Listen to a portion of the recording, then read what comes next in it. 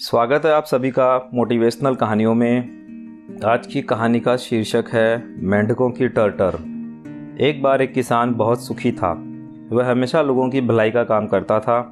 एक बार वह अपने गांव के बगीचे में पेड़ की ओट में बैठा था। तभी वहां गांव के 3-4 लोग आकर किसान की दूसरी तरफ बैठ गए। वह इधर उधर की बातें कर रहे थे। तभी किसान के कान में बात पड़ी तो उसे लगा कि वह लोग उसी की बात कर रहे हैं। किसान किसी का बुरा नहीं करता था, सो उसने सोचा कि मेरी प्रशंसा की बात कर रहे होंगे, तो उसने अपने कान उन बातों पर लगा दिए। परंतु यह क्या, वह लोग तो उसकी बुराई कर रहे थे। बोल रहे थे कि वह किसान तो बहुत मतलबी है, दिखता अलग है परंतु है अलग, इत्यादि इत्यादि।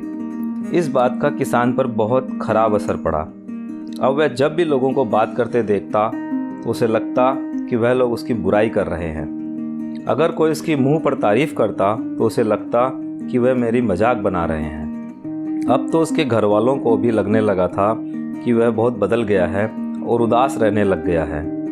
वहीं उसी गांव में एक संत गांव के बाहर नदी के किनारे रहते थे। घर वाले उसे लेकर वहां गए। संत ने सारी बात सुनी और कहा कि आज रात यहीं ठहर जाओ, कल समाधान करते हैं। वह रात को वहां रुक गया। सुबह होने पर संत ने पूछा, कैसी कटी रात? वह बोला, नदी की तरफ से मेंढकों की टर्टर की इतनी आवाज़ आ रही थी कि मैं पूरी रात सो नहीं सका। आप लोग कैसे सो जाते हैं? मैं आज ही जाल डालकर सारे मेंढक पकड़कर कहीं और डाल आऊँगा। उसने वही किया। उसने खूब सारे मेंढक पकड़कर दूसरे तालाब में डाल दिए। दूसरी रात फिर वही हुआ। मेंढकों की टर्टर फिर रही।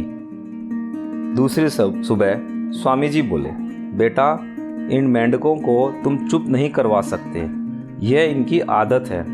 तुम कितने भी निकाल लो, वह नदी के साथ और आ जाएंगे। इस आवाज़ के साथ ही तुम जीना सीखो। दोस्तों, हमारे साथ भी यही होता है। हम कितना भी अच्छा कर दें, परंतु कुछ लोग हमारी बुराई जरूर करते हैं। कुछ लोगों के व्यवहार को हर किसी का व्यवहार नहीं समझना चाहिए।